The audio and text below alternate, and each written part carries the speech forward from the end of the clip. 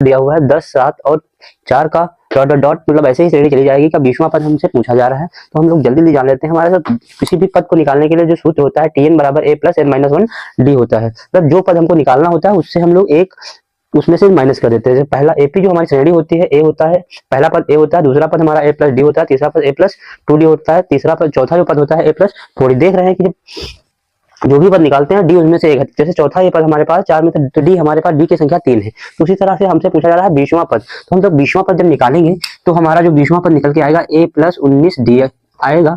इसी का मान हमसे पूछा जा रहा है, जहां पर ए हमारा प्रथम पद है और डी हमारा सर्वांतर है। मतलब सभी संख्याओं के बीच में जो अंतर है वो हमारा इक्वल होगा। 10 और 7 के बीच में भी उतना ही अंतर होगा और 7 और 4 के बीच में भी सेम अंतर होगा।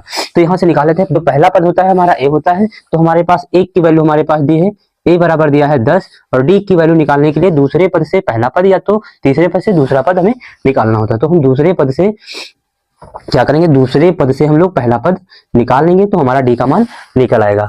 देख, दूसरे पद से पहला पद निकालना, 7 से हम लोग 10 निकालेंगे तो जो हमारी माइनस की वैल्यू ज्यादा है तो माइनस का 3 बच जाएगा। तो ए के स्थान पर हम लोग लिखेंगे ए की वैल्यू है 10 और प्लस डी 19 और डी की वैल्यू है माइनस की 3।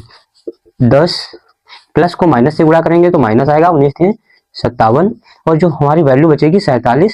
ये ही हमारा 20वां पद निकल के आएगा। T20 जो निकल के आएगा 20वां पद इसे कहते हैं, वो हमारा कितना आएगा, माइनस का 47, जो कि हमारा ऑप्शन नंबर 1 करेक्ट आंसर है।